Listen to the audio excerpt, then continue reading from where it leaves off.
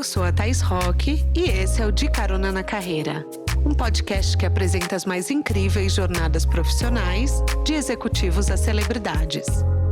Juntos, nós vamos passear pelos caminhos percorridos por pessoas de sucesso e eu vou te mostrar que o impossível é só uma questão de ponto de vista. Vambora?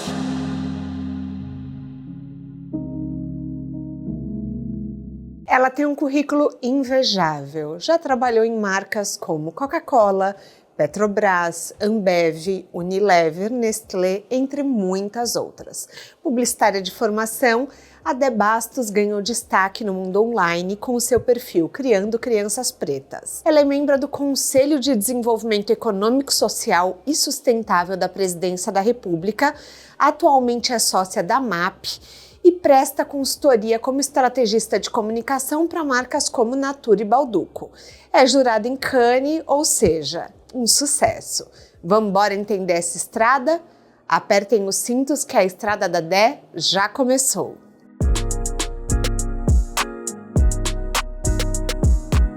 Dé, seja bem-vinda ao De Carona na Carreira. Quer dar um oi para os nossos caroneiros? Veio aí! Veio aí, gente! Eu sou muito fã! Ai, que bom! Eu maratono todos, inclusive vai ouvindo agora no carro seu, os que entrevistaram você. Ai, e aí, você gostou? Muito, cara, eu sou super... Várias amigas já passaram por aqui. Não, e a gente se encontrou na Oprah. Chique, né? Chique, amiga? né? Chique. Uma coisinha assim. Chique, mas assim, você tem uma foto com a Oprah. Amiga, eu tenho. Você tem uma ideia disso? Não tenho. Você falou alguma coisa pra ela? Muito. Falei, 3 minutos quase com ela. Você tá brincando? Porque a gente entrou por último. Uhum. E aí tava eu e mais algumas amigas, como a Juliana Souza, que é advogada, e a Grazi Mendes. Tá. E aí, quando a gente foi entrar, ela já tinha atendido, 300 pessoas. E ela estava extremamente simpática, extremamente aberta para conversar com a gente. E a Grazi tá passando por um momento de saúde muito difícil. E aí, a gente tinha que tirar foto em dupla. Mas a hora que a gente chegou perto dela, eu ainda brinquei, empurrei a Grazi sozinha pra falar com ela. E o moço ainda falou assim, tem que ir de dupla. Eu falei, não, deixa ela ir sozinha que ela precisa conversar com a Oprah. Ela ficou uns 5 minutos com a Grazi. Porque a Grazi estava passando por um momento, fazendo um processo de cura de uma doença muito grave. E ela conversou com a Grazi, ela segurou na mão da Grazi, ela olhou no olho, ela disse que aquilo era um momento, que ia passar. Ela ficou muito tempo. Aí tirou a foto da Grazi, depois a gente chegou perto, aí ela falou comigo. E aí eu tava com umas 3 meninas que... Você contou do seu perfil? Contei do grupo. Não. Do grupo Herdeiras da Oprah. Do grupo eu contei. Você contou, e ela... você não contou do Criando. Não deu tempo, porque sabe o que aconteceu? O meu inglês é muito ruim, mas as meninas não falavam nada de inglês. E as meninas tinham histórias tão incríveis, as que estavam do meu lado, que eu fiquei mais preocupada de contar sobre o trabalho das meninas do que falar exatamente de mim. Então, meu inglês, eu ainda virei pra ela e falei, Oprah, meu inglês é ruim, minha querida, mas eu não sei qual é a próxima vez que eu vou te ver, então vai no inglês ruim mesmo. Ela já riu. E aí depois eu comecei a contar das meninas e contei pra ela que a gente tinha um grupo de mulheres negras, de mulheres da comunicação, de mulheres em posição de liderança, que chama Herdeiras da Oprah. E aí na hora de tirar foto, ela pegou e falou assim, come on, Oprah's daughter, chamou a gente de filhas da Oprah. E aí vambora, e aí tirou foto. E aí depois eu brinquei com ela, falei, cara, você é o cara. Ela falou, eu sei, e você também é. E aí foi... Cara, foi surreal, eu não sei nem explicar o que foi aquele dia. E me conta um pouco desse grupo, o que, assim, porque Herdeiras da Oprah eu já ouvi falar muito, conheço várias. Elas já passaram aqui, um monte. Um monte. Mas me conta como que se formou, de onde surgiu a iniciativa? Cara, nós somos poucas, né? Infelizmente, nós ainda somos poucas mulheres pretas em posição de alta liderança. E aí começa esse grupo porque eu tinha uma agenda de telefone muito poderosa, porque eu tinha quase todas elas na minha agenda. E volta e meia, e eu participava de outros grupos, então eu estou em alguns grupos de mulheres, de liderança e tal, mas era sempre eu e mais algumas mulheres negras, poucas mulheres negras.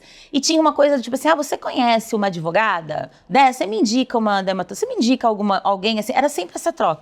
Aí um dia eu peguei e falei, cara, quer saber? Eu vou juntar todo mundo nesse grupo, a minha agenda inteira no grupo, e aí vocês se falam. E aí eu não tinha percebido quanto a minha agenda era poderosa. E aí comecei a juntar, 50 amigas, 50 pessoas estavam na minha coisa, aí uma foi chamando a outra, e hoje em dia acho que tem quase 150.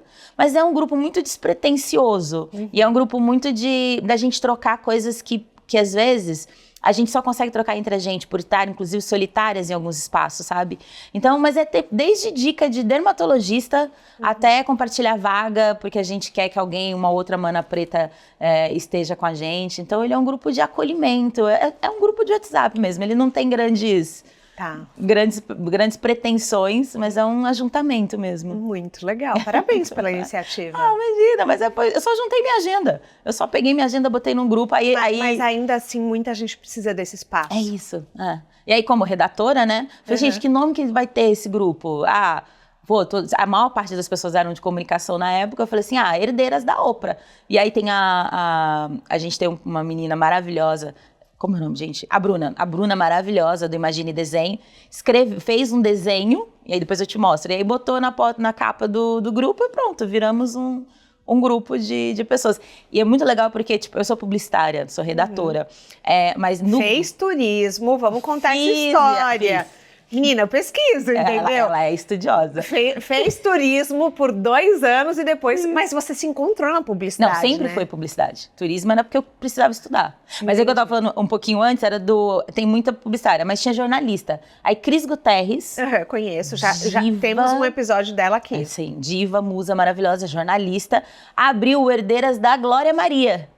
Que era para as mulheres de jornalismo. Que legal. Que é um grupo muito mais organizado, inclusive, elas se reúnem, é muito legal. Então, tipo, o Herdeiras da Oprah virou também o Herdeiras de Glória Maria. É maravilhoso. Maravilhoso.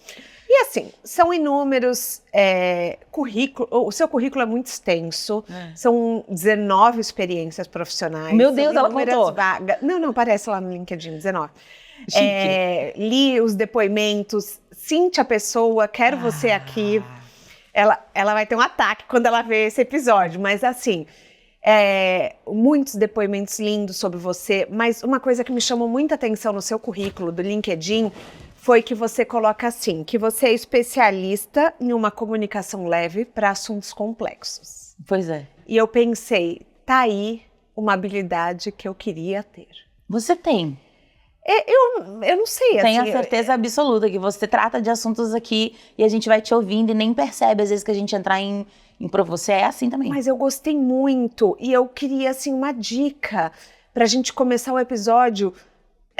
Como a gente fala de assuntos com uma comunicação leve para assuntos complexos? Porque isso é um dom. Tem um. Você acha? Eu acho. Eu acho que é exercício. Eu acho que é um exercício de não complicar, porque, por exemplo, da onde vem esse título? Existe um processo de trabalho que eu sou completamente apaixonada, que é Mesa. Você conhece a Mesa? A Mesa. Da Bárbara Soalheiro. Eu já fiz algumas, graças a Deus, já fiz várias. Bárbara, queria muito ir, viu? Na Mesa? Aqui, Bruno Couto. Alguém, pronto, mais um contatinho. Magia, ia ser um chique pra eles, ia ser muito legal pra eles ter você na Mesa. Fiz várias, sou completamente alucinada pelo processo de trabalho. E a primeira mesa que eu fiz, eu criei o Criando Crianças Pretas, que era um perfil para falar de comunicação antirracista. Então eu estava lendo livros muito complexos que estava passando pelo meu letramento racial. Então estava lendo Franz Fanon, estava lendo uns livros muito densos e eu pegava isso e transformava isso em uma linguagem que as pessoas entendessem no dia a dia, que as famílias entendessem no dia a dia. E aí, Bárbara, com aquele tino que ela tem, né, aquele faro, falou, cara, você é boa nisso, em pegar assuntos complexos e transformar em coisas leves. E aí me chamou para a primeira mesa, que era uma mesa para a gente resolver um problema sobre doenças raras. E a gente precisava falar sobre doenças raras para famílias de classe C e D, assim, para as pessoas que frequentam o BS e precisavam entender a necessidade de ir atrás. E foi lá que eles me deram esse título. E, assim, na mesa, cada pessoa tem um pilar. E o meu pilar era assuntos complexos de uma forma leve. E aí eu pegava tudo aquilo, toda aquela literatura e transformava isso num conteúdo mais leve. E aí eu falei, cara, eu sempre fiz isso. E aí eu abracei, então, esse título, mas eu ganhei esse título na Mesa. Então, eu achei muito lindo. Eu achei uma descrição muito única. E isso entra muito no seu perfil, porque assim, apesar de, já falei na abertura, você é sócia da MAP, enfim, você é diretora, você vai para Cannes, mas você faz uma missão de vida, que é o Criando Crianças Pretas, que surgiu quando o José nasceu? Surgiu quando o José nasceu. Foi. Eu, como uma pessoa preta nesse país, da democracia, do mito da democracia racial, eu não tinha letramento racial. Não entendia o que significava ser uma pessoa preta até os meus 20 e poucos anos. E aí eu entro na faculdade, moro no Rio de Janeiro, começo a perceber algumas coisas. Mas quando meu filho nasce, que eu vou para o interior de São Paulo, que é onde eu moro hoje, eu comecei a ver as pessoas negligenciando a cor do meu filho. Tipo, porque eu tenho um casamento interracial, meu marido é um homem branco. Eles pensam, não, mas ele não vai ser um menino negro, ele vai ser moreninho. E aí, não, mas você não é tão negra assim. Então, várias coisas que tinham a ver com isso. E eu falei assim, cara, não dá. Eu não vou esperar meu filho ter 30 anos, como eu tive, para ter contato com a história da ancestralidade dele.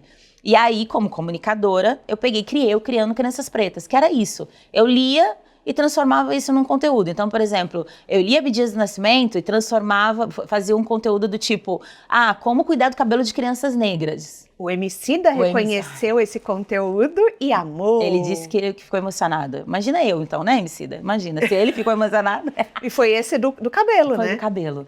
Mas era uma forma de transformar isso numa coisa fácil para as pessoas entenderem. E muito porque, como meu filho nasceu, eu estava tendo contato com disciplina positiva, educação não violenta, comunicação não violenta. E aí eu falei, como é que eu uso essas ferramentas de comunicação para falar desse assunto? E aí eu criei o Criando Crianças Pretas. No seu TED Talk, você fala que a criança é você. A criança sou eu. E isso me lembra muito... a minha psicóloga, ela trabalha muito com a criança interna. Eu não sei se você já ouviu falar desse termo. Claro. Tá. Então, assim, muitos reprocessamentos que a gente faz de traumas nas sessões, ela fala com a nossa criança.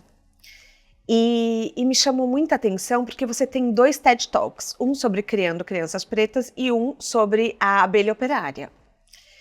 E, assim, o Criando Crianças Pretas, você fala que nunca foi sobre as crianças, sempre foi sobre os adultos. E eu acho isso muito profundo, porque às vezes a gente, na ignorância, não percebe que é sobre os adultos. Eu acho que é mais fácil a gente terceirizar para as crianças. Eu acho que é mais fácil a gente achar que é sobre a criança. Porque se for sobre a gente vai ter que tratar, a gente vai ter que, né, a gente vai ter que cuidar. Então é mais fácil a gente dizer, não, tô fazendo isso pelo meu filho. É pelo meu filho. Acho que é mais fácil a gente terceirizar. E aí eu peguei um atalho nisso para poder criar o Criando Crianças Pretas. E com isso, você ganhou uma homenagem do Maurício de Souza. Sim. Que assim, desculpa, Cani, mas eu acho mais importante você ser homenageada pelo Maurício de Souza. Que Simon Cook não usou CEO de Cani, mas eu também acho. Gente, que sonho! Me conta isso, Dé. Como foi ser homenageada pelo Maurício? Eu não sei, eu tatuei, foi a minha primeira tatuagem. Tem uma tatuagem no braço com esse desenho. Primeiro que a Maurício de Souza Produções, a própria Mônica, né? Eu sempre amei a Turma da Mônica, eu aprendi como a maior parte das pessoas. O Maurício, quando chega num lugar, ele pergunta, quem aqui aprendeu a ler com os gibis da Turma da Mônica? Todas as pessoas levantam a mão e eu aprendi a ler. Só que eu brinco, já falei isso pra ele, ai que chique essa frase, eu já falei isso pra ele presencialmente. Maravilhosa. Que eu nem queria ser a Mônica, eu queria ser o seu Maurício, porque eu queria escrever as histórias. Sempre gostei de escrever. E aí eu sempre me identifiquei muito com a Mônica, porque ela era uma personagem feminina, ela era meio gordinha, sempre fui uma mina gorda, ela era brava, mas ela era muito amorosa, mas ela não deixava barata, então eu sempre me identifiquei, ela sempre foi minha persona minha primeira referência de empoderamento feminino. E eu sempre amei, então, a Turma da Mônica. Por conta disso, eles têm um projeto chamado Donas da Rua, que é um projeto que homenageia mulheres.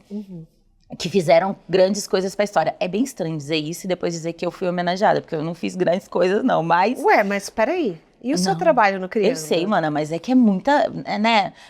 Esse projeto homenageou Glória Maria, Maya Angelou, tipo... E devastos. Aí mas tá tudo bem. Mas é um negócio que... Eu não tenho a síndrome da impostora, não. Mas nesse lugar eu acho... Você não tem a síndrome da impostora? Mas nesse da turma... Esse do Donas da Rua é onde me pega, que eu falo... O que eu fui fazer? Porque pra mim é a minha maior referência, assim. Era a única coisa que eu gostava quando era criança. E aí eles homenageiam mulheres. E aí em novembro de 2020, se eu não me engano, eu sou péssima com anos, eu recebi a homenagem. E aí quando me contaram, eu falei assim, deve ser eu e mais 10 mulheres num carrossel. E eu vou amar, vai ser incrível. Quando veio o release era só eu. E contaram a minha história, e aí eu fiquei alucinada. E aí depois disso... é uma empresa muito familiar, no sentido de eles são muito próximos, assim, é tudo muito, eu sou apaixonada por eles. E depois disso eu fui lá várias vezes, aí eu dei palestra para eles. Me leva? Levo, vamos levar, já fiz visita, já conheci todos eles, então tipo, é uma relação muito, eu sou apaixonada por eles, apaixonada. Nossa, gente, que sonho. É um sonho. É um sonho. Eu sei que eu tô parecendo muito louca, gente. Não, Vocês só me veem assim, falando ou das Kardashians... Que eu amo também, tá? Ou do Maurício, entendeu? Então, é porque realmente faz parte da nossa história, né? E é uma história de negócios surreal. Já vamos, ó, Natália, Mônica, a galera tem que vir aqui contar. Porque Quero. é uma história, é uma das marcas mais amadas do Brasil, quiçá do mundo, né? Tipo, tem uma história muito grande, muito consolidada. Tem cases incríveis de performance com merchandising. Cara, é um negócio incrível também. Mauro tem que vir aqui. Mauro, por favor, tô te tentando, ó, há muito tempo. Tem um negócio deles que é o Mônica Verso. Que é todos os lugares onde a Mônica pode estar. Então, tipo, quadrinhos, audiovisual, merchandising, negócio, tipo, é incrível, cara. O modelo de negócios é incrível. Que legal. E no seu outro TED Talk, que você fala que o seu nome Débora significa abelha. E até de brinquinho de abelha. Amei! E que por muito tempo você se viu trabalhando como uma abelha operária. E isso mexeu muito comigo porque eu me reconheci nisso para preencher vazios. Eu sempre me afundei em trabalho quando a minha vida não estava legal. Então, eu me vi muito nesse lugar, você falando, e eu acho que muitas vezes as mulheres trabalham sem medir esforços. Sim. E você teve 4 burnouts. Um deles você acordou 2 dias depois. Quando eu tinha 20 e pouquíssimos, 24 talvez. E me chamou a atenção, Dé, porque 1 não foi o suficiente. Nem 2, nem 3. O que aconteceu? Primeiro, eu acho vergonhoso isso. Eu não tenho nenhum orgulho de dizer isso. Às vezes eu vejo umas amigas dizendo que tiveram burnout como se isso fosse uma coisa... obviamente não é uma coisa boa, mas como se isso fosse o final de um caminho de muito esforço. E eu acho cruel isso com as mulheres. Eu acho que é romantizar uma dor. E acontece muito. Na realidade, na vida real, muitas dos meus pares, eles enfatizam isso. O último que eu tive em dezembro, agora. O burnout, ele é bem essa coisa o sentido literal dele é quando queima a ponto de apagar, né? Toda vez que eu penso num palito de fósforo, que você queima até ele virar pó. E aí depois, eu acho que você nunca volta bem depois de um burnout, porque a gente não é fênix, a gente não ressurge das cinzas. Eu acho que cada vez que você passa por uma coisa, morre um pouquinho de você. E eu morri um pouquinho, todas as vezes em que eu passei por isso, de exaustão. De tentar correr contra um sistema, de tentar correr para realizar sonhos que sempre foram, para mim, relacionados à carreira, em um espaço que não era para mim, que não me aceita. Então, é uma exaustão muito tremenda, né? É muito triste passar por isso, assim. Eu fico muito chateada quando eu vejo algumas pessoas romantizarem um burnout. Eu também fico, mas me chama a atenção, por exemplo, por que você não conseguiu antecipar os próximos? Porque eu sou uma mulher preta, Sim. Uma mulher gorda, uma mulher... Acho importante. Eu tenho interseccionalidades, então Sim. Geralmente nos espaços eu estava sozinha. Os espaços de liderança, que foi sempre os que eu almejei, eles nunca foram desenhados para mim. Então mesmo quando eu estava nesses espaços, eu estava sozinha, sem suporte. Então tem todas as questões que faz... O meu TED sobre o síndrome da ovelha operária, ele nasce muito porque eu tenho uma grande amiga pessoal, a Rafa Brits, que fez um teste sobre a síndrome da impostora. Sim. Fez um texto, fez um livro sobre a síndrome da impostora. E aí tem um relato meu nesse livro. E faz muito pouco tempo, mas foi uma das primeiras vezes que eu ouvi falar sobre isso. Tem uns 5, 6 anos, não sei.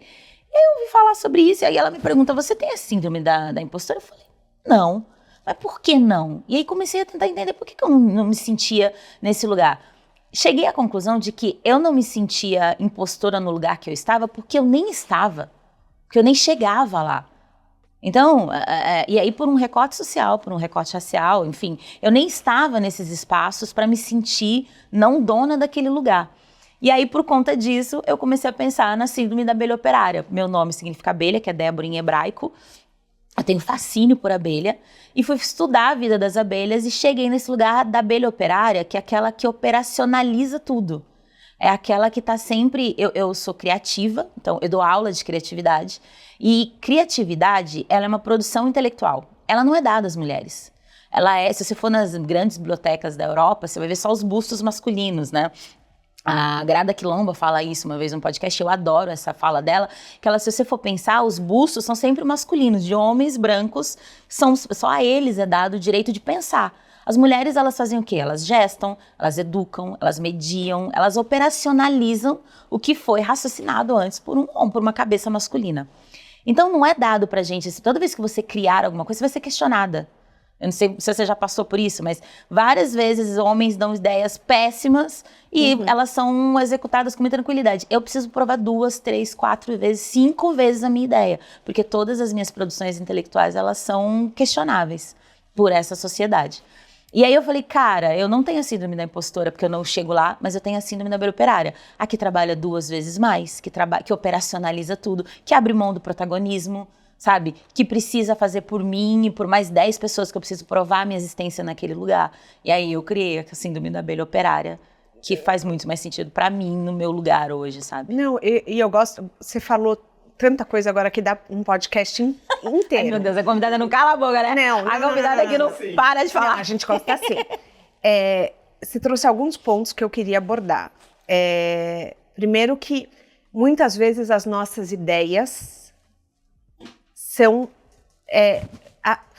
eu acho que acontece isso muito, não que os homens roubam as ideias, mas às vezes pessoas de cargos mais altos se beneficiam da sua ideia como se fossem delas. Sheryl Sandberg fala disso no livro dela, que muitas vezes a gente perde o crédito por trabalhos que a gente gastou muito tempo fazendo. E como prevenir que isso aconteça? E muitas vezes a gente acha isso bom.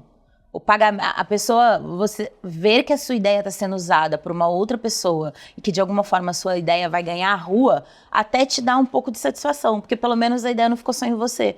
Mesmo que ela não tenha o seu crédito. Isso é muito bizarro, isso é muito triste. Isso é muito triste. Muito triste. Eu levei muitos anos para entender que eu tenho uma carreira desde o começo. 20 anos de carreira. Mas eu levei muito tempo para dar um nome. E eu acho que alguns podcasts, o seu, alguns outros podcasts sobre carreira, essas conversas sobre carreira me fizeram muito recentemente chegar nesse lugar, de entender que a minha carreira, ela é desde o primeiro trabalho que eu tive, que todos eles se juntam nessa minha jornada. E eu tô dizendo isso porque, às vezes, a gente só vê as pessoas com um cargo maior como quem tem uma carreira. Então, às vezes, você dá para essa pessoa munição para que ela tenha a carreira dela. E aí você fica como coadjuvante na carreira da pessoa. Quando você entende que a carreira é sua, que a jornada é sua, eu acho que você se apropria melhor do que é seu, do que é a minha ideia, do que é, sabe? Agora, tem muita gente, muita mulher principalmente, que fica ali no papel de coadjuvante da carreira do outro. Então tem isso, tipo, pelo menos a minha ideia foi pra frente. Não, pelo menos eu estava aqui. Tem muita gente satisfeita com esse lugar de coadjuvante, sabe? Eu acho que é muito louco, porque a dona Luísa Trajano... Nossa, maravilhosa. Outro dia ela estava contando uma história e ela é muito boa nisso. Por exemplo, em chegar e falar assim... ela deu uma ideia, acho que foi no Unidos pela vacina, e um cara falou, isso é o que vai acontecer. Daí todo mundo, nossa, muito bom. Dela, Então, muito bom e parabéns para mim, porque a ideia foi minha e quem falou fui eu. E daí eu falei, será que ela faz isso porque ela é a Luísa? Será que ela teria coragem de fazer isso se ela não... Me rolaram vários questionamentos, porque quando ela chegou na frente de todo mundo e falou, a ideia foi minha, parabéns pra mim.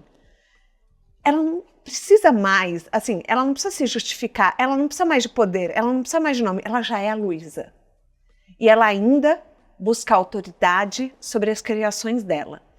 E aquilo me motivou, porque eu falei, é isso que a gente precisa fazer. É isso que a gente precisa, no dia a dia, chegar e tomar posse das nossas ideias.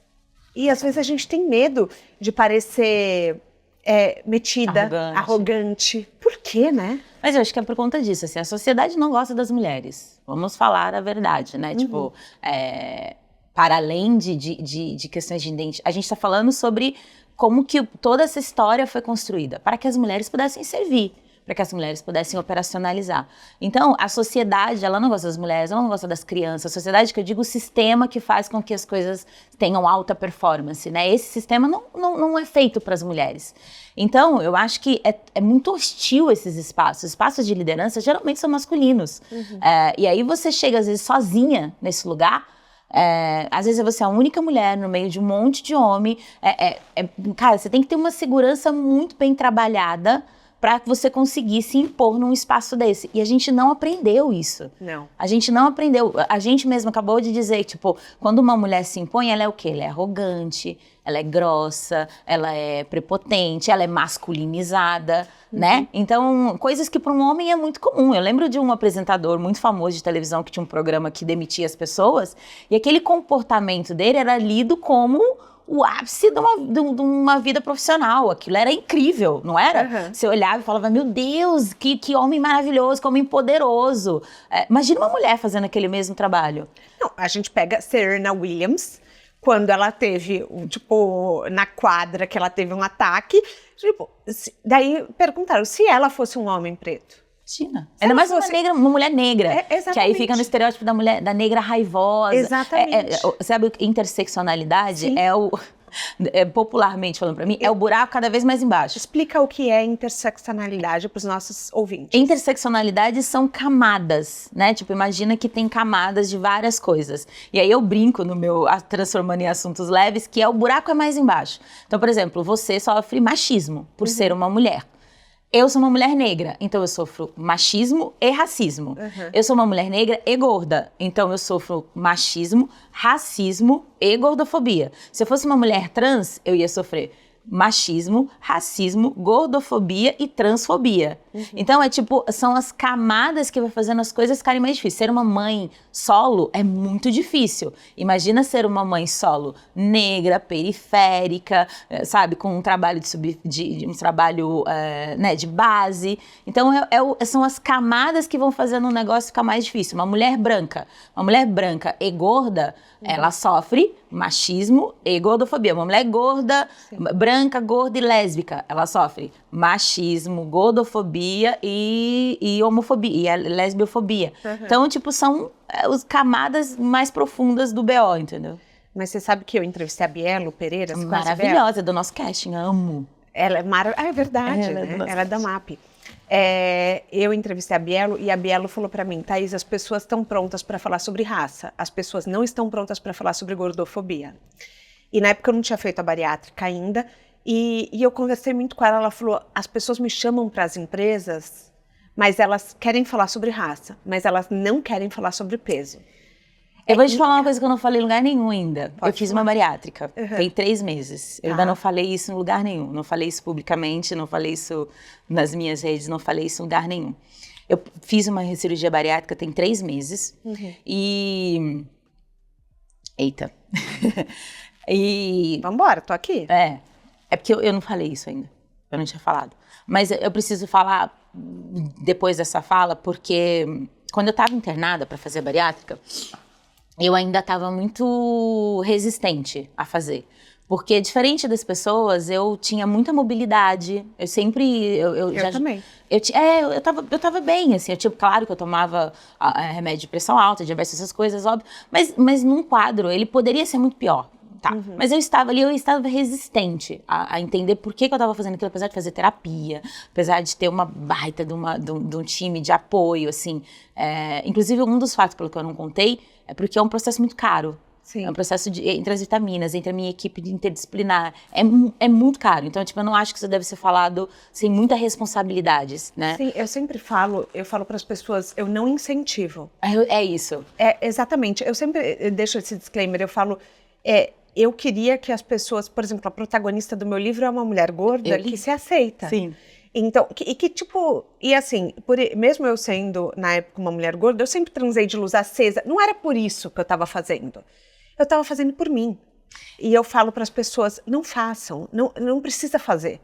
entendeu? Eu não sei se não precisa fazer. Então, aí como o meu é muito recente... Sim.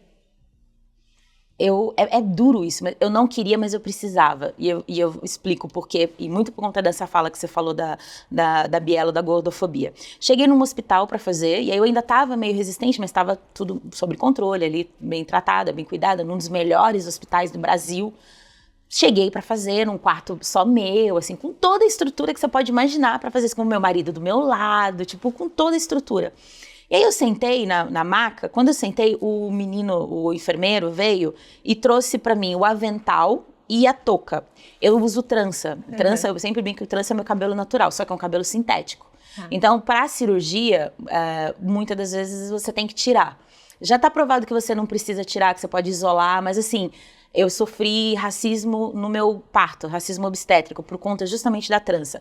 E foi um estresse tão grande que eu falei, quer saber? Eu vou tirar para poder fazer a cirurgia. E aí tirei, antes que alguém venha falar, sim, tem um risco do bisturi, mas você pode isolar, então tem toda uma questão de que, de novo, a sociedade não está pronta para esses corpos que não sejam padrão. Mas aí eu cheguei para operar, e aí o enfermeiro me deu a camisola e a touca. Nenhum dos dois me servia. A camisola não servia porque eu tava com 127 quilos. E a touca não servia porque meu cabelo era black. Meu cabelo era afro, ele não cabia na minha cabeça. E aí eu olhei pro meu marido assim na sala e eu olhei pra ele e falei, cara, eu acho que eu encontrei um exemplo, eu encontrei uma forma de entender por que eu tô fazendo isso. Porque não servir nem na camisola e nem na touca não dá mais pra mim. Com 40 anos de idade, com todas as interseccionalidades que eu vivo, não dá pra não servir nos dois. Eu vou escolher as batalhas, sabe? Sim. Então eu sei que a touca vai continuar não servindo, porque eu sou uma pessoa negra do cabelo crespo e eu gosto do meu cabelo. Mas a camisola eu posso escolher que ela me sirva melhor. Então isso pra mim é a maior definição de interseccionalidade, sabe? Então eu fiz faz 3 meses, eu tô muito bem, tô muito satisfeita. Muito bem? Eu acho que, no meu caso, eu estou muito bem, tem terapia, tem psiquiatra. Que ótimo, porque o começo pra mim foi horrível. Não, pra mim foi... Eu só via programa de culinária, tá? Pra mim foi tranquilo. A única coisa ruim é o comecinho ali daquela dieta. Mas eu tenho uma equipe muito incrível. Eu tenho terapeuta, psicólogo, tenho fisioterapeuta, personal. Então, tipo assim, de novo, eu acho que o meu processo passa muito por esse lugar do acesso também. Foi muito tranquilo, mas... eu fiz porque a gordofobia venceu, porque eu comecei a escolher minhas batalhas. Mas você sabe que a Manuela Xavier, sabe quem é? Maravilhosa, minha amiga maravilhosa. Eu gravei um podcast com ela e ela falou pra mim, você foi a primeira pessoa que eu vi... Eu vi ontem esse episódio. Você viu? Eu vi. Ela falando que você fez por estética. E eu falei, eu fiz porque eu não conseguia... eu não conseguia aceitar, conviver... estando mais de 100 quilos, e eu falava, cara, eu não caibo em lugar nenhum, sabe? Eu lembro, nunca vou me esquecer, uma vez que eu fui numa montanha-russa, e a pessoa do meu lado fechou e fez tec, tec, tec, tec, tec, tec. Vários travas, né? E comigo fez uma, tec. E daí eu falei, tô menos segura. Nossa. E daí eu comecei a falar, tipo, não fecha. Eu falava, daqui a pouco o cinto não vai fechar. E daí eu lembro da Shonda Rhimes falando no livro dela que foi no dia que ela decidiu emagrecer porque o cinto não fechava. Foi o meu. E foi pra Cannes. A minha foi no voo e pra Cannes. No voo pra Cannes, o meu cinto não fechou. E aí eu, muito constrangida de pedir um extensor do cinto, fui com o cinto muito apertado, muito desconfortável. Cheguei com as pernas... Eu fiquei, tipo, uns 20 dias doente quando eu voltei. E aí aquela situação, tipo, esses dias eu até tirei uma foto do meu marido e mandei pra ele do cinto mais largo. Então, pra mim, o gatilho foi uma viagem internacional muito desconfortável. E aí é muito... Eu sou muito próxima de algumas pessoas de um movimento muito bonito e um movimento incrível, que é essa coisa do movimento pela anti-gordofobia, né? Então, do Pop Plus, que eu não sei se você conhece, que é uma feira maravilhosa, a Flávia, a Gabi Menezes. Então, assim, tem mulheres incríveis que me ensinaram e me ajudaram demais a lidar com o meu corpo do jeito que ele era durante muito tempo. Então, eu fico muito feliz de ver as meninas mais novas que estão vendo isso diferente da gente. Mas e aí, isso serve tanto para o racismo quanto para a gordofobia. O momento que você precisa dividir a pauta coletiva do que é a sua vida pessoal. E aí se olhar pra si, sabe? Ter cuidado com você mesma, assim, ver o que é bom pra você. E aí foi nesse movimento que eu fiz. Eu tô muito bem, mas eu espero que a gordofobia não vença pras meninas que vêm depois da gente, sabe? Sim, perfeito. Obrigada pela confiança. Mentira. E, assim, você fala que a sua carreira avançou 10 anos nos últimos 4 anos. Sim. Que foi o momento em que o mundo ganhou a consciência, forçadamente, do que a gente precisava começar a mudar. E nisso, você entra para o Cash da MAP como cliente e começa a dar ideias incríveis. E eu acho muito legal a gente falar disso, porque eu gosto de contar como surgem, às vezes, propostas de sucesso. E você era cliente da MAP, Sim. Só que você opinava muito no seu processo de venda, era isso? Cara, mais ou menos isso. Eu e a Amanda, a gente ficou ali 1 ano antes de eu fazer, de fato, a mudança para a MAP, a gente ficou 1 ano conversando. Eu estava na Publicis Brasil como diretora de criação, que é uma das maiores agências do país, um grupo internacional, um dos grupos mais rentáveis do mundo de publicidade. Era diretora de criação na Publicis. E, paralelamente, eu sempre fiz produção de conteúdo. Então, eu sempre tive uma carreira de conteúdo por conta do Criando Crianças Pretas. Então, sempre fiz palestra, fazia publi, e aí alguém precisava gerenciar essa parte. Tinha antes uma ajuda de algumas pessoas muito especiais, até conhecer a Amanda. E a Amanda falou, vem para o Cash da MAP, que a gente cuida aqui da sua carreira como comunicadora, como influencer. E aí eu falei, beleza, vambora. E aí a gente trocava muita ideia, porque aí logo depois veio um projeto chamado Mais Que Pretas, que é um projeto que volta agora em julho, né, no Julho das Pretas. É um projeto lindo, super elegante, sobre beleza, né, e só com mulheres pretas, sobre beleza, moda, um projeto lindo. Eu apresentei um dos painéis e aí fui dando pitaco. Enquanto apresentava, eu era host eu tava dando pitaco. Aí se a gente fizesse isso para aquele outro artista, que não tinha nada a ver comigo, mas eu ia... E aí assim, ela falou, cara... Aí um dia ela virou pra mim e falou assim, você quer ser minha sócia? Aí eu olhei pra cara dela e falei, gente, que mulher louca, tipo, sorri e saí andando. Amanda Gomin, pra quem não sabe, uma das maiores empresárias desse país, tipo, com quase 30 anos de carreira, assim, com nomes incríveis, como a Anitta, inclusive, né? Então, a sócia de Marina Morena. Então, assim, eu falei, que já esteve aqui. Já assisti, adoro o episódio de Marina. Marina é um luxo, né? Marina ontem, a gente tava num evento essa semana e ela chegou deslumbrante. Aí eu olhei e falei, que isso? Ela, Balenciaga. Falei, Balenciaga. Ela é maravilhosa. Marina Morena, ela é maravilhosa. Ela tava lá trabalhando ontem também. Ela dá mas ó, ela contou aqui. Ela faz o close, mas ela faz o... Que se precisar, ela varre o chão, ela arruma, ela tudo, né? Oh, ela tava lá ontem. A gente tava terminando uma pós-produção de um evento e a gente tava todo mundo lá, ela e o cachorrinho dela, e todo mundo juntando sacola, todo mundo vai pro corre. Mas aí a Amanda falou isso e eu falei, tá bom, né? Ok, vambora. E aí ela voltou a falar sobre isso. E voltou a falar sobre isso. E aí, 1 ano conversando, eu falei, tá bom, bora. E aí eu vim pra MAP, cheguei em agosto do ano passado e tô lá aprendendo muita coisa com elas. Você se sentia pronta?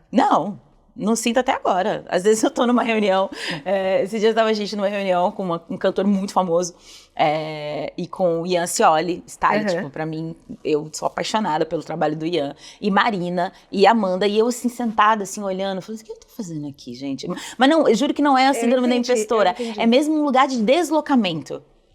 Sabe, eu falei, gente, eu não sei fazer, eu não tô pronta pra isso.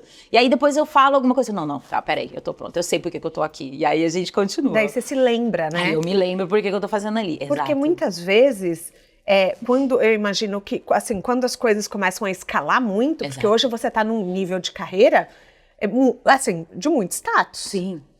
E eu imagino que você olhe às vezes e fale, gente, tipo, isso é minha realidade? Toda hora. Cannes, eu tava em Londres semana passada, porque eu sou muito jurada em festival. Eu vi que você falou que basicamente sua carreira é ser jurada, né? Eu gosto muito, Eu acabei encontrando algumas oportunidades como jurada de festivais internacionais de publicidade. Então, teve um dia que eu tava saindo do hotel pra ir pro júri, andando, e aí eu fui andando e passei pela London Eye. Aí eu olhei pro lado e falei, meu Deus, London Eye, meu Deus, eu tô aqui, eu tô trabalhando. Então, eu volto e meia, tenho essa sensação de, meu Deus, e não é que eu tô aqui mesmo? Isso é muito incrível, né? Isso é. E isso eu acho que é o que as pessoas merecem sentir. Sim.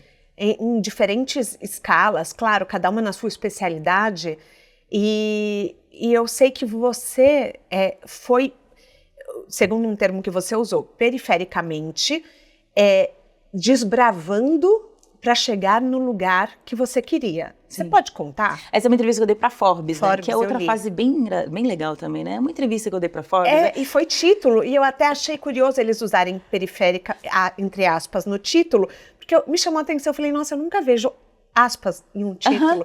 E na hora eu comecei a ler, e eu fiquei tão fascinada por você ser tão estrategista. É uma estratégia mesmo, porque periférico é o que está ao redor, né?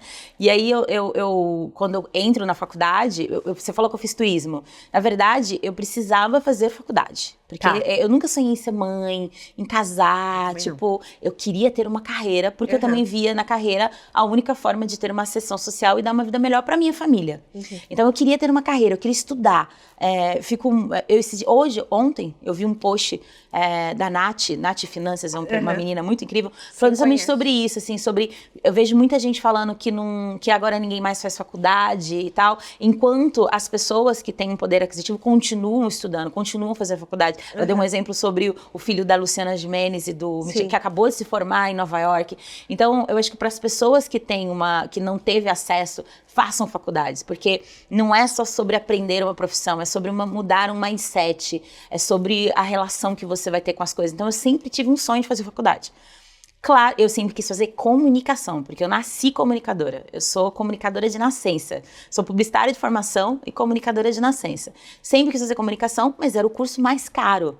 Primeiro, sempre estudei em escola pública, não tinha condição de passar numa USP. Eu sonhava em fazer poli na época. Não sei se você lembra poli. Gente. Mas era estudar. Sabe? Era sobre estudar. Então, eu sonhava em estudar numa USP, numa Mackenzie, na SPM. Então, às vezes eu vou lá como professora convidada, hoje em dia, eu sempre fico emocionada, porque eu sempre sonhei em estudar. E aí não dava para fazer uma faculdade de comunicação, porque ela era, na época, eu não sei agora, mas ela era equivalente à medicina, de nível de concorrência.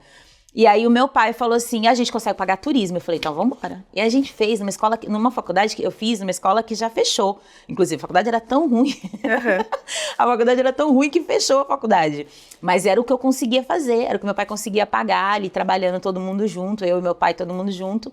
E aí eu fiz, então, 1 ano e pouco de turismo até a faculdade fechar, porque não tinha coisa pelo MEC. Aí eu fiquei sem faculdade. E aí eu fui uma das primeiras pessoas a fazer ProUni. Aí eu fiz o Enem, e do Enem eu não passei para comunicação, porque era muito concorrido, eu não tinha nota para isso. Eu passei para um tecnólogo de tecnologia, mesmo sendo péssima em matemática, mas eu falei, depois que eu entrar, ninguém me tira. Aí eu passei para o tecnólogo, quando eu consegui fazer a conclusão do curso, consegui fazer a inscrição, eu fui lá implorar para trocar para comunicação. E aí acho que eles ficaram tão impressionados com a minha ousadia. Garota maluca, né? Como é que ela se inscreve num curso que ela não quer fazer? E aí eles me deram a faculdade de comunicação. Trocaram o meu curso, mas era na periferia do Rio de Janeiro, era difícil de chegar, era um curso de manhã e eu trabalhava, então, mas deu certo. Mas aí eu entrei na faculdade de comunicação. Falei, beleza, agora o próximo passo é trabalhar com o que eu sempre quis, ou agência, ou televisão, ou alguma coisa de grande escala. Não conseguia, por motivos óbvios, né? Eu chegava lá, as pessoas riam da minha cara quando eu falava que eu queria fazer redação publicitária. E aí eu falei, beleza, então como é que eu consigo chegar perto disso? Produção audiovisual. Então eu comecei a carregar 3 tabelas, comecei a ir para o 7, 6 da manhã para ajudar, como assistente, era 5ª assistente de produção. Aí fui de assistente de produção a supervisora de produção, coordenadora de produção, até chegar à produção executiva. E aí fui pro roteiro, e aí fui então perifericamente chegando até onde eu queria estar. Não, eu acho muito legal, porque às vezes a gente pensa que uma porta não está aberta, só que existem outras portas abertas que a gente pode acessar e nos levar para onde a gente quer. Às vezes vai demorar mais um pouquinho, mas aí... Às vezes vai demorar. Você falou que entrou na faculdade com 26. 26 anos. Com 26 anos, eu vi numa entrevista que você falou isso. E eu acho importante a gente falar que o timing da carreira acontece de formas diferentes para pessoas diferentes. Exato. Eu sou, com muito respeito, eu sou muito contra listas classificatórias por idade, porque eu acho que não é justo. E muitas vezes, às vezes, você tem que viver coisas da sua vida pessoal, talvez, entendeu? Às vezes, sei lá, num descuido, você engravidou e daí você teve que ser mãe antes de de ter uma carreira. É muito irreal isso pra mim. Muito injusto, né? É muito injusto. Ainda mais se você faz um recorte, as pessoas, a minha carreira, as pessoas passam a ter visibilidade sobre a minha carreira quando eu já tenho 36 anos, 34, 35 anos de idade. Então, tipo, eu jamais entraria numa lista dessas de antes dos 30. Então, eu sempre, quanto mais interseccionalidade, quanto mais o recorte, mais vai ficando difícil. É muito mais fácil para um homem branco de 20 e poucos anos conseguir um treino. Mulheres que conseguem essas portas muito abertas muito depois, né? Eu também acho muito injusto, mas... Eu sempre falo para as pessoas, não usem essa métrica. Não, exato. Não usem, porque isso não é o sucesso. Mas acho que é mais uma métrica feita não pra gente, que não é feita pra gente. Sim. E aí a gente fica tentando se encaixar nesse lugar e fica, para isso a gente faz 2 vezes mais, para isso a gente operacionaliza, para isso a gente abre mão do protagonismo. Acho que a síndrome da beira operária tem muito disso, a gente tentar alcançar esse lugar que não foi feito pra gente. O que você acha que foi o ponto de virada da sua carreira que te deu muita visibilidade? Eu acho que primeiro é estar pronta na hora que as oportunidades... Eu acho que sorte é isso, né? Sorte pra mim é você estar pronto na hora que a oportunidade acontece. Durante todo o tempo em que ninguém estava vendo a minha carreira, que as pessoas não tinham essa visibilidade da minha carreira, eu estava me preparando, eu estava trabalhando para chegar nesse lugar. Então eu estava estudando, eu estava fazendo... o próprio Criando Crianças Pretas, ele é um teste de comunicação. Ele é não encontrando esse lugar para escrever, para ser, para fazer. Falei, beleza, então eu vou criar conteúdo. Acho que a internet fez isso, né? Para mostrar para as pessoas que o que eu faço atinge as pessoas, elas aprendem, elas são impactadas pelo que eu faço. Então eu criei o Criando Crianças Pretas, depois eu mudei o nome do @, eu fazia muitos testes. Então eu fazia teste o tempo todo para entender como era o comportamento desse consumidor. Então eu não parei, então eu fazia freela, eu fazia... roteiro, você foi 12 anos 12 anos. Então eu fazia todo tipo de freela que podia me preparar para aquele momento. E aí quando acontece do mercado ser pressionado a ter pessoas de liderança, pessoas negras em posições de liderança, quando acontece isso, eu era uma mulher adulta, uma mulher de 30 e poucos anos, quase com 15 anos de experiência, então, tipo, eu podia sentar naquela cadeira, e mesmo assim não foi fácil, não foi confortável, mas eu era uma possibilidade dentro daquele cenário, e aí eu estava pronta na hora que a oportunidade aconteceu. Vou usar um palavrão aqui, mas eu imagino que seja um tesão trabalhar com criatividade. Porque, enfim, você tem uma liberdade, eu imagino que, assim, você pode criar universos incríveis para as pessoas. Mas como lidar com o seu desejo de criatividade versus a demanda do cliente? É porque como criatividade é parte do meu negócio, eu entendo criatividade diferente do senso comum. A maior parte das pessoas entendem criatividade como ter ideias mirabolantes, como uma coisa meio inspiracional. Para mim, criatividade é igual a solução. E tem muito pouco a ver com o que eu gosto, com o que eu quero, inclusive porque eu já fiz filmes, já fiz campanhas de coisas que não eram pra mim, não é sobre mim. Eu acho que esse é um dos maiores erros da carreira de criativa, é quando as pessoas não entendem que criatividade não é arte. Então, publicidade não é arte, quando eu tô falando, na verdade, criatividade faz a publicidade não é arte, porque... A arte, ela pode ser vista, cada um pode interpretar de um jeito. Você pode ouvir uma música e ter a sua interpretação, eu ouço a música e tenho outra interpretação, e todas elas são válidas. Publicidade precisa ser entendida por todo mundo, então ela precisa de uma técnica. Então, criatividade, quando a gente está falando de negócio, a gente está falando de solução para o cliente. Então não é sobre ter ideias incríveis, é sobre repertório, é sobre você ter um insumo muito grande de repertório para poder desenhar uma solução. Mas para mim, ela é sobre a solução para o cliente. Então, às vezes, a solução que o cliente quer não é a que eu desejaria ter uma ideia, mas não é sobre mim, é sobre o negócio. Então, e tudo bem. Tudo ótimo. Na verdade, acho que o que faz de mim uma profissional muito boa, criativamente falando, é o fato de que eu entendo esse processo como um processo de negócio, como solução. Eu dou aula de criatividade para engenheiros, por exemplo. Eu dou aula, às vezes, numa faculdade de tecnologia, e eu dou aula lá para muito engenheiro, para muito administrador, e aí eles sempre tentam fugir achando que a criatividade está ligada nesse lugar do dom, do inspiracional, e eu falo, cara, não, para mim o maior case de criatividade são as gambiarras brasileiras, que é, claro que você não vai se botar em não segurança, mas é o fato de você dar um novo uso para uma coisa que já existe para resolver um problema. Isso é criatividade. Então, é menos inspiracional e mais sobre a solução mesmo. Entendi. Faz sentido. Eu acho que fica mais leve. É mais fácil, é uma técnica. Sim. Não é sobre você ter uma ideia genial. Tipo, não é quando você tá dormindo. As pessoas acham muito que insight é sobre você ter coisas... Não, insight é o resultado final de uma série de referências que você vai tendo ao longo dos anos. Então, hoje em dia, eu tenho uma ideia de campanha. Se eu sentar e ficar 10 minutos e fazer um processo... E eu sou muito processual. Então, meu marido fala que eu faço processo criativo no Excel. Então, para mim, tem uma conta que você faz. Então, eu faço ali uma conta do que eu quero, o que eu preciso, quais são as referências, chego numa resolução, num conceito criativo. Esse é o conceito. Aí você chega lá. Se não for também, em 2 segundos eu faço outro.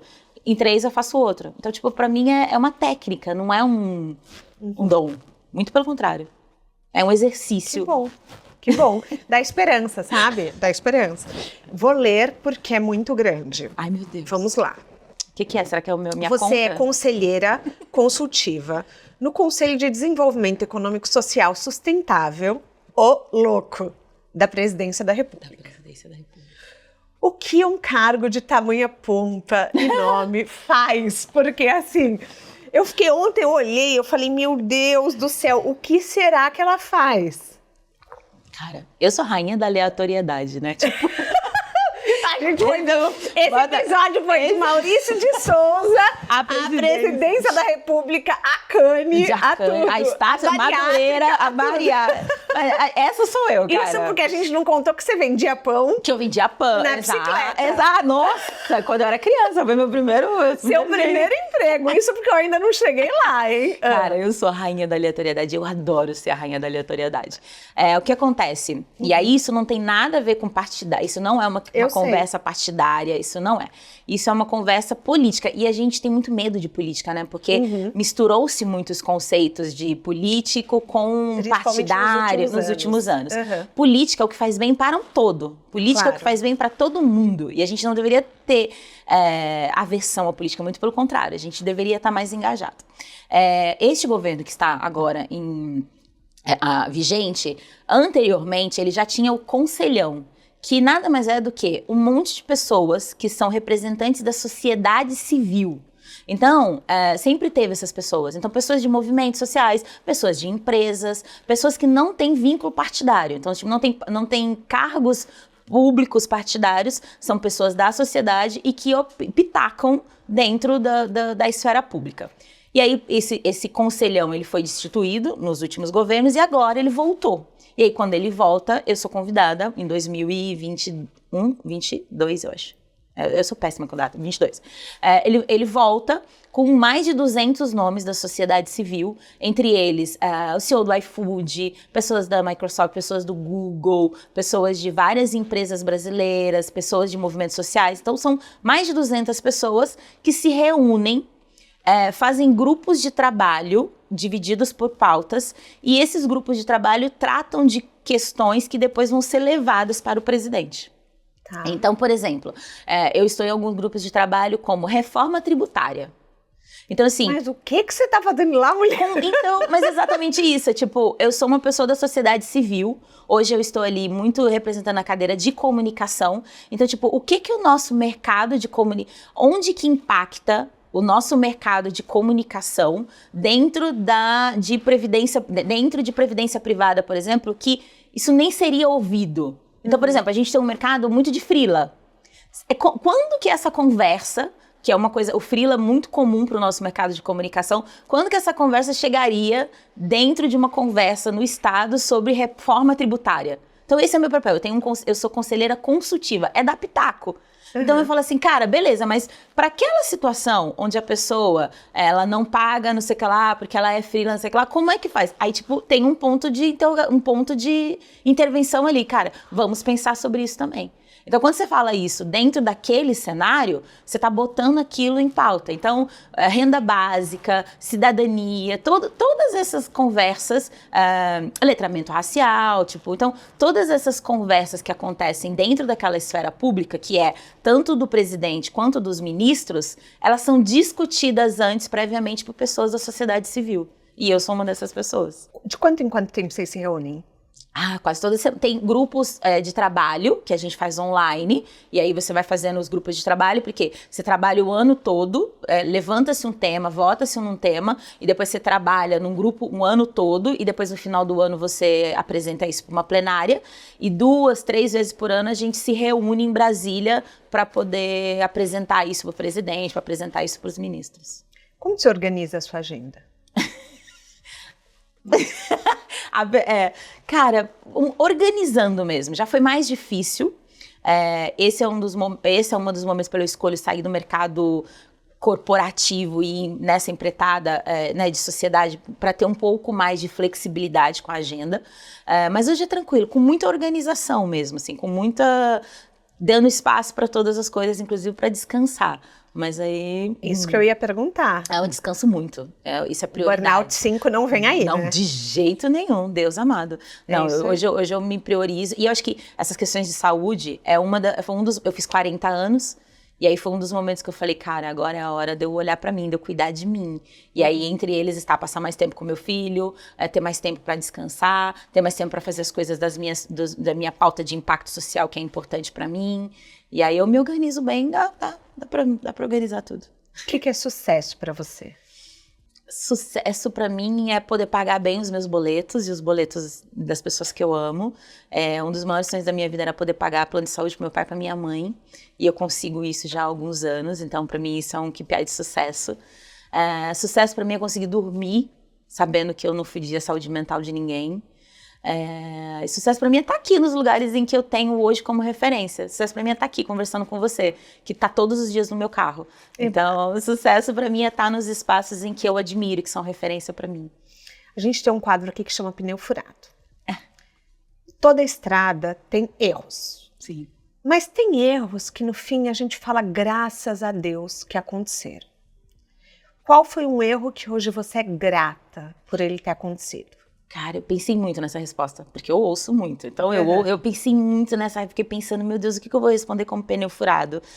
Eu tenho uma máxima comigo, principalmente nas minhas aulas de criatividade, de dizer que o erro, ele é uma coisa socialmente lida como ruim, né, na nossa sociedade. Principalmente porque a gente vive no modelo Dow Jones de performance. Uhum. Então, toda vez que você pensa num erro, você pensa numa perda financeira. Então, você não tem espaço para errar. A gente não tem espaço para falhar, para errar. Eu dei uma ressignificada nisso de, hoje em dia, as falhas são as falhas que eu cometo que eu tenho prejuízo no meu trabalho. Então, às vezes, prejuízo financeiro, ou porque eu fiz uma escolha errada, e são falhas. E erro pra mim, hoje em dia, é quando eu erro com as pessoas. Tá. É quando eu erro com alguém. E eu tenho orgulho de dizer que eu acho que eu não errei com ninguém, que eu não fudi a saúde mental de ninguém. Eu amo essa frase. Mas que eu tento fazer... que eu tento ser a ponte quando essas pessoas passam por mim. Então, eu já disse isso em algumas entrevistas, que, para mim, um bom gestor, um bom líder, é aquele que, primeiro, é dispensável. Então, assim, quando o meu time não precisa de mim para fazer as coisas, é quando eu me sinto mais satisfeita, porque eu quero ser ponte entre essas pessoas, e eu quero ajudar elas a encontrar o caminho delas. Então, tipo, se o caminho dela fosse ser cantora, e ela tá trabalhando comigo como assistente financeiro, eu falo, beleza, vamos entregar o trabalho como assistente financeiro, e aí vamos pensando, vamos ver como é que você chega, como é que você pode ser uma boa cantora, paralelamente, perifericamente, vamos fazendo um curso para você chegar. E eu quero ser essa pessoa. Então, eu acho, posso estar errada, mas eu acho que eu ainda não errei com ninguém. Então, e falhas, eu tive várias. A falha maior foi não ter percebido a minha carreira como carreira desde o dia que eu estava vendendo pão. Tudo bem, vendendo pão não, mas desde a primeira carteira assinada. Sim. E colocar a minha carreira como coadjuvante da carreira das pessoas. Só perceber isso mais tarde. Mas ao mesmo tempo também só vem com a maturidade. Acho que só com o tempo que você consegue ter essa percepção, né? Vamos falar suas redes sociais, onde você tá, onde a gente te encontra? Eu sou uma caroneira que tem LinkedIn, então meu LinkedIn é bonito. Meu LinkedIn... Gente, o LinkedIn dela é bafo. É bonitinho, é organizado. E ontem você postou uma coisa que eu não entendi, eu gostaria que você me explicasse. Você postou uma campanha, um post da Lego, e você falou, isso não é um post, é uma campanha. E eu não entendi. Pois é, era para os meus amigos publicitários, porque a gente tem uma questão muito de uma hierarquia entre criação publicitária e conteúdo. E eu sou uma pessoa do conteúdo, né? E a gente está passando nos júris, é uma conversa, uma discussão eterna, uma discussão acalorada sobre qual é o lugar entre esse lugar da criação e conteúdo. Criação era mais ou menos como a gente via as campanhas, como a gente vê as campanhas ainda. Então, por exemplo, o comercial do intervalo do Jornal Nacional, ele geralmente é um comercial que faz parte de uma campanha. Antigamente tinha anúncio de revista, né? Hoje, outdoor. Hoje em dia tem coisas na rede social, né? Hoje tem filmes na rede social. Mas geralmente o hero dessa campanha, ela tá na televisão, ainda são os maiores investimentos. E a gente somos uma geração de transição e a gente está passando por esse momento de entender conteúdo num outro lugar.